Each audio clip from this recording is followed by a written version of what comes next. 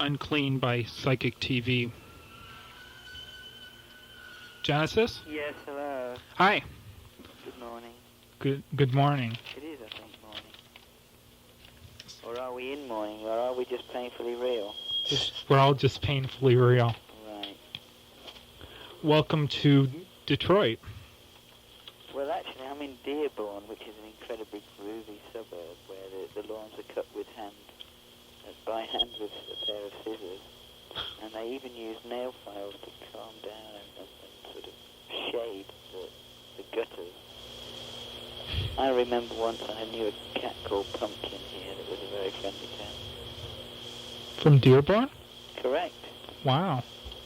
Have you been in this area before? Oh, I'm always here. It's my favourite stopping off point on the way to hell. Very well put. I want to ask you, might as well go right into the questions about the Temple of Psychic Youth. What's going on with that right now? What do you mean? Well, it certainly you may explain to people who don't know. Explain to people who don't know exactly what is the Temple of Psychic Youth, please. Well, if they don't know, they don't need to know, do they? Okay, good. On Godstar, do you guys do anything more than, this is your new project, do you do anything more than just the soundtrack as far as the movie goes? Are you, acting in it, or is it... I see, the film. Well, we're producing it, directing it, scripting it, evolving it, everything. Doing everything. But there is no acting, there's only reality. So it will be an attempt to find a parable very much in the vein of Jesus Christ, whoever he was. I guess he was a compilation album or something. I don't remember exactly, but I remember something. Stiff Records, I believe Jesus Christ was on. So are you comparing Brian Jones to Jesus Christ? Oh no, Brian Jones was far more intelligent than Jesus Christ. Okay. I want to ask you too about Decoder. You're going very quickly here. Yeah, I'm sorry. Well, I haven't even started answering the last question yet. Okay, keep going. Right. Sorry. Thank you. Oh dear, Mr. Stephen. It's just not good enough, Anyway, what we want to do is, what we did find out was that when Brian Jones was in Morocco, he was sat with Brian Geisel, listening to the players in Jujuka who do the sacred music of Pan. Pan being the rites referred to in Shakespeare, in Julius Caesar, and also later on known as the rites of Eleusis. But anyway, what happened was the women who were sterile used to touch the clothes of the young boys who ran past in the hope that they would become fertile. And as he listened to these rites in Morocco, played by the sacred musicians, who didn't have to work because they were employed by the king in order to generate magical vibrations, a white goat was led past the hut. And when he saw it, he went pale and he said, "That's me." And Brian Geisel said to Brian Jones, "Do you realise that's your lunch?" And Brian Jones said, "Yes, I understand." And the old tradition was that the word scapegoat originally means the goat that was led out into the desert in Israel and tied to a pole and left to starve to death. And the community, all its sins and all its guilt and all its fears and all its problems and all its secrets died with the goat. And in our opinion, that's exactly what the British culture in the 60s did with Brian Jones, and the Rolling Stones in particular did with Brian Jones. So we want to make it a parable or a metaphor about what happened in the 60s, what was good, what was bad, and what was ugly, using him as the fulcrum, but not him as it's not a story of Brian Jones, it's a story triggered by Brian Jones. Not quiet. Interesting. You still there? Yeah, I'm still here. Still here. Right. Do you have anything more to say about Godstar at all? When do we expect this to be out? When do we expect the movie to be out, roughly? 2 years. 2 years? Well, it's a feature film, so it's going to take some time. And nobody's going to do us any favours and give us the money now, so we have to do it in small pieces until it's finished. In major theaters all across the country? Oh, it'll be on MTV, fuck the major theatres. Okay. Yeah, I understand MTV's going under, so... well, there'll be someone else. Yeah. unfortunately. No, MTV is a wonderful TV station. I totally approve of MTV. I approve of anything that gives people like us access to 12 and 13 and 14-year-old kids and the chance to corrupt them before they become adults. About Decoder. When was this movie made? I can't even remember now. I think it must be at least 2 years ago. It was very cold, I remember that. I had to stand in a derelict factory all night through the night in sub-zero temperatures and be this kind of anti-pope character speaking about bangs and intonation. It was very, very cold. But we did meet Christiana F., the actual girl who wrote the book. And she was very nice. She's star in the movie? She's in the movie. She's one of the two main characters in the movie. She plays one of the two main characters. And Mufti, the drummer of Einstein, and the Neubutton, he's the other main character in the movie. And we got William Burroughs to appear in it as well, in a small cameo role, selling a cassette recorder to Mufti. But the basic movie is about the concept of music and control and the way that loop tapes and subliminals can actually alter or pervert human behaviour. And Mufti is this young person who, by accident, discovers that all the burger bars in the world are using loop tapes and music to suppress individual behaviour and make people subservient to the powers that be. And I'm the leader of an anti-cult who help him to start substituting the tapes in all the burger bars all over the world, which results in riots and political demonstrations and eventually the overthrow of all governments and anarchy. Is this movie available anywhere? Because it has not shown. It's shown in proper cinemas in Germany and some places in Europe, and it's had a few showings at arts festivals in other places. I know the guy who made it, Klaus Mack, came to America to try and get the channel to show it here, and it has been dubbed in English. But I don't know how successful he was yet. It may have been shown a couple of times at small gatherings, and I don't think it's widely available. It's a flawed but very interesting movie, because the people who made it, most of them are not actors, but the storyline is interesting enough to carry it through. I want to ask you about some of the things, the technical things you use. A p-origiometer? Exactly what is that? It's used on those who do not? That's right. Well, that was made by a man in Iceland, and it's a sophisticated triggering device, really, in that what I'd already done on the tape triggered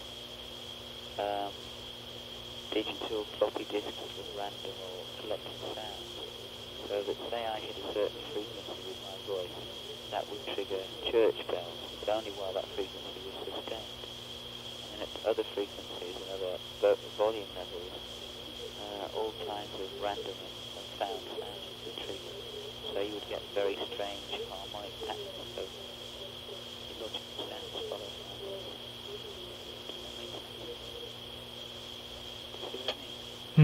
Is it used on any... Say I said, like I'm talking to you now, it was so sensitive that it would be playing what would appear to be chords of other source sounds, which could be any sheep meowing to other instruments. And then what you end up with is a kind of Steve Wright Bill Glass texture, but it's based on concrete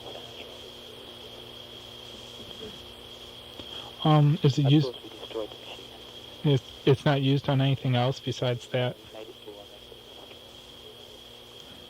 record. I also want to ask about holophonics.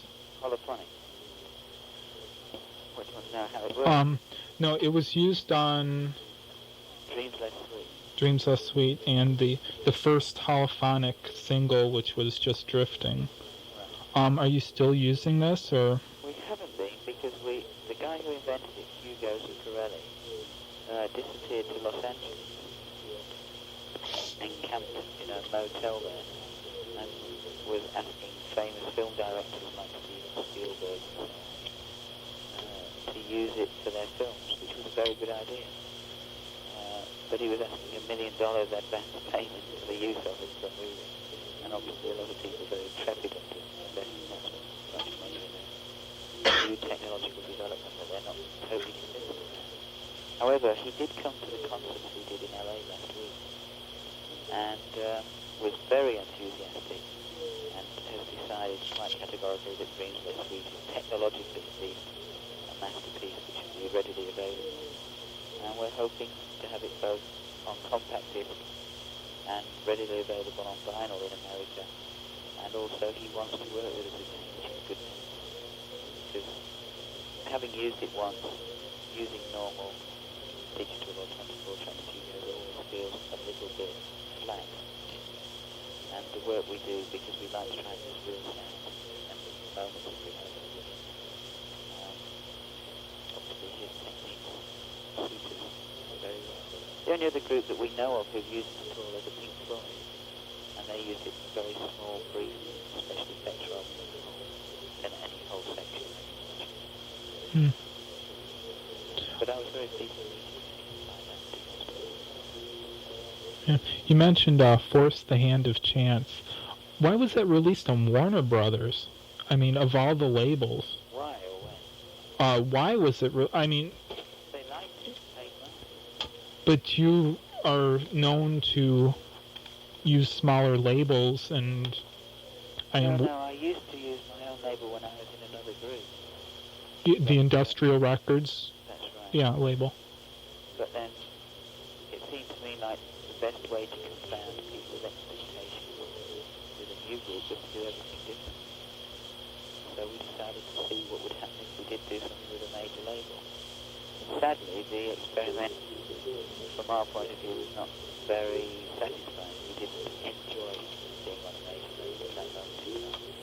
And we found it very hard to communicate to them.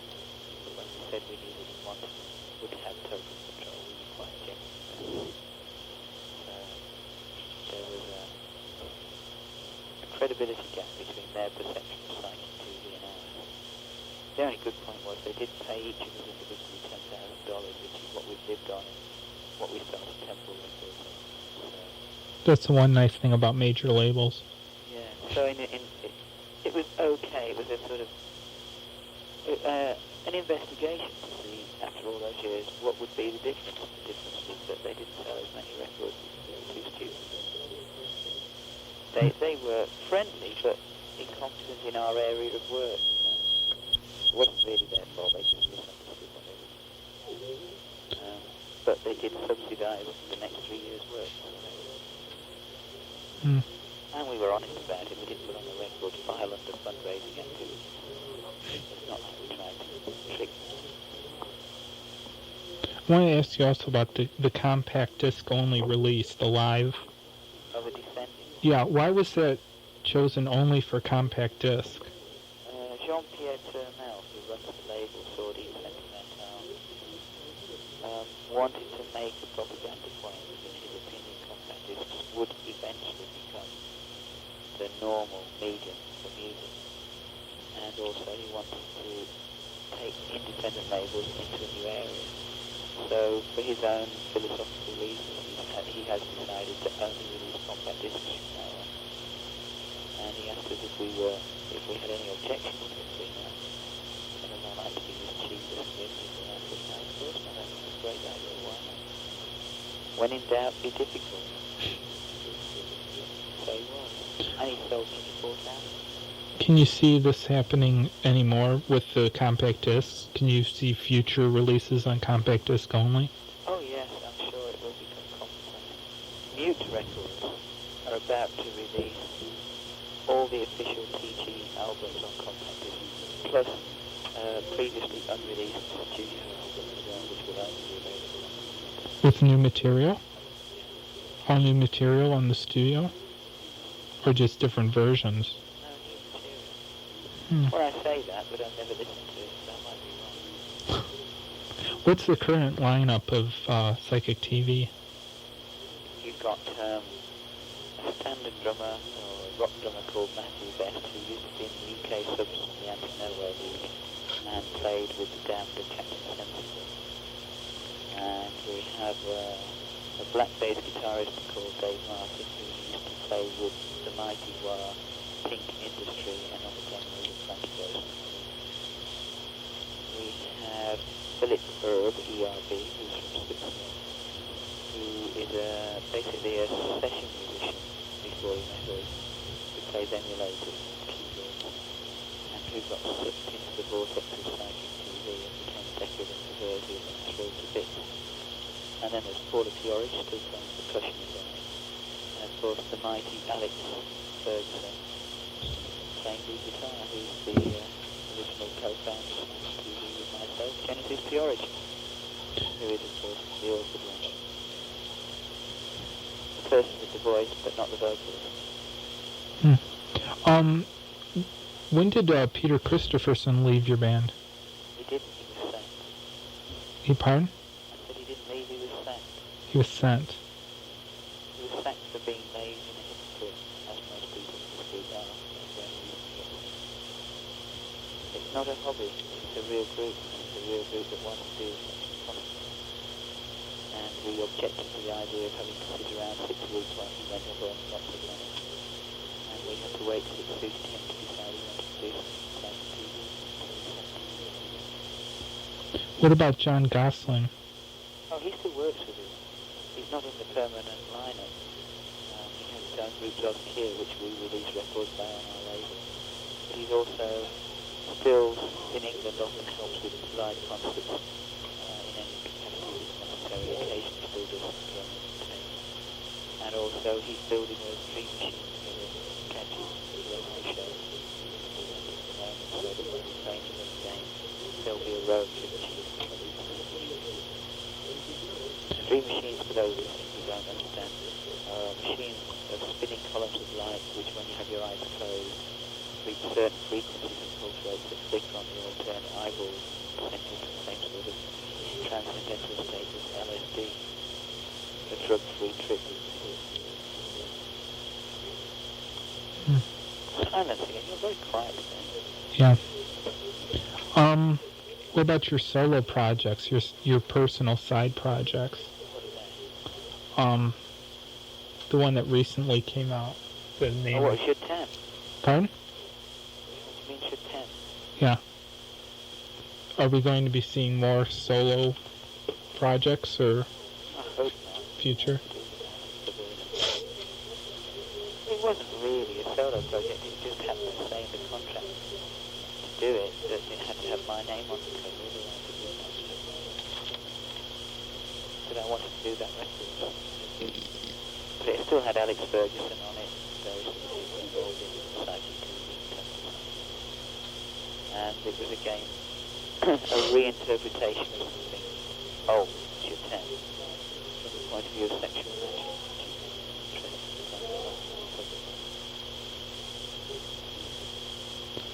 What are your new favorite bands right now? What currently are you listening to? Pardon? I only listen to the Talking Heads, I don't listen to any other bands. There's no other bands that are of interest to you? I listen to a lot of groups from the 60s. I like the Electric Crew and the Chocolate Watch Band. I like Caleb Quaye, Kaleidoscope, and just 60s music. I never listened to. Are there any experimental groups that interest you? No, I hate experimental. It's really boring.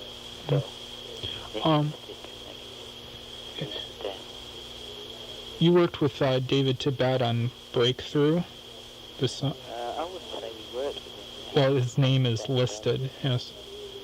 It's like asking us to make a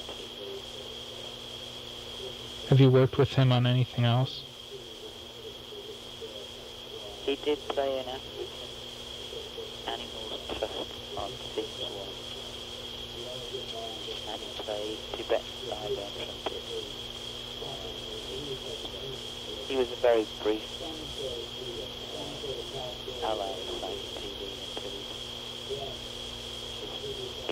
his character became more obvious. And it became more obvious that How's We've your... sacked 24 people in 3 years. Nobody's ever left us. We just allow their ego to be solved by allowing them to make up their own stories to why they're no longer involved. But in reality, they come together.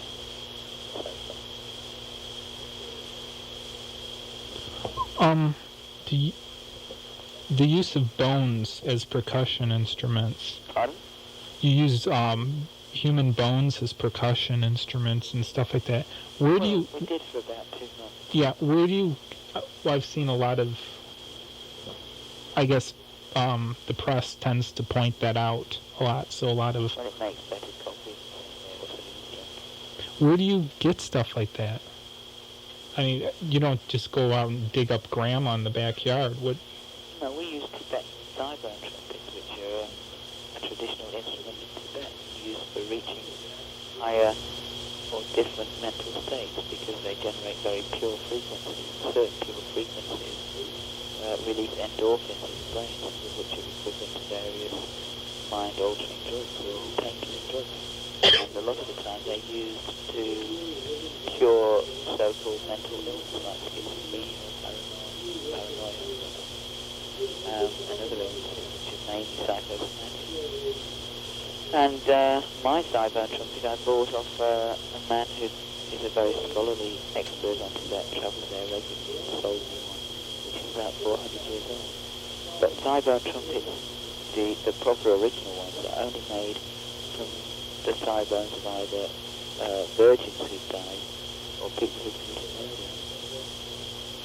I believe mine is one of the other, but I don't know which. You can't really tell with these bones. As it looks as if it's somebody who's an adult, I suspect it was a murderer rather than a virgin. But then again, I suppose a murderer could be a virgin. What zodiac sign were you born under? Pardon? What zodiac sign were you born under? Mind warp. I'm Pisces. Very watery, wishy-washy drip. I also want to ask, how's Caress doing? And is she on tour with you? Oh yeah, Caress is here. She's in the room along the corridor. She was 4 years old last week in Los Angeles. So we had a great big birthday party for her with a massive cake that was lime green and orange and blue. Will we see her running around at the show? No, it's not fair on her to be in places like that. In England she often sings on stage. But when we're on... the other one, we've got another baby now too called Jeanette, who's 15 months and they're both with us. But we brought a friend along who looks after them and gets them to bed all day. But they're enjoying the travelling and they went to Disneyland. And some Mickey Mouse and Donald Duck. They're having a great time. And they come to the sound checks and sing at the sound checks and play the drums at the sound checks. Dance. But Caress said that she found the audience a bit frightening because they were there. You're playing Wednesday night at Trax in Detroit. And we do not play industrial music. And we do not wear black. And we are not Throbbing Gristle. We are a rock and roll band who play pop music.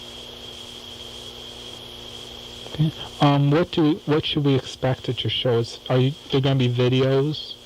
And the video machines have all broken down, but there will be film projections which are filmed of our video and slides, like coloured clothes, smiles, and bodies twitching and moving, and feet dancing, and love songs and intense songs, and energy, and a door opening into a world which does not see intelligence as being the opposite of pleasure.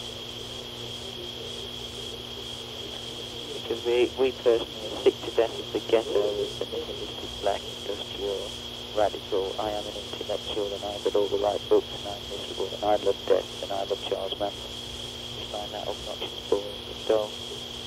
We're interested in the concept of growth and expansion and pleasure through intelligence in order to function and become a human being.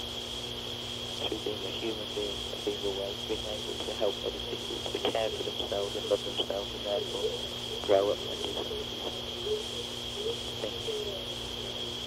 The process of making people think is what we're interested in. And the reason we still fight control is because it's aimed at making people not think. And the reason that we are involved in sexual magic is because it's one of the techniques available to liberate the brain, the sexuality and the character of an individual.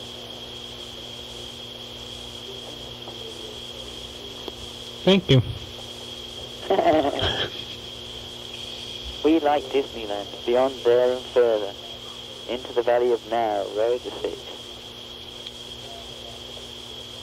Anything you want to hear? Laughter. Anything musically you'd like to hear? We've got about 10 minutes left, and Anything by the Electric Prunes or the Chocolate Watchman. all right, I'm gonna go see if I can find something. We'll find some. Thank you Or for... Incredible String Band. Okay. Or I Am the Walrus by the Beatles. It's good. Okay. Well, Good Vibrations, but not the Beach Boys version.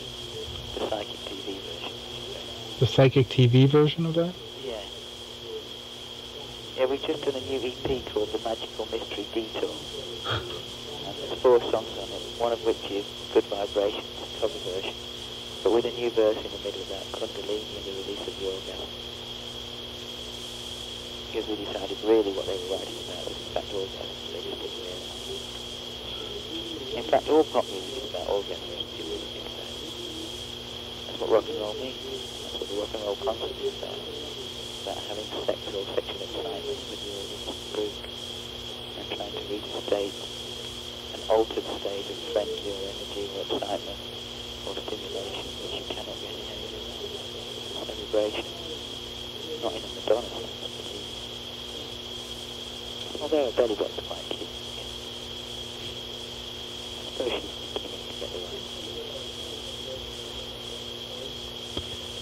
Thank you for the interview. We appreciate it. That's quite alright. I enjoy being able to talk to people. And And hello Windsor, 91.5 FM.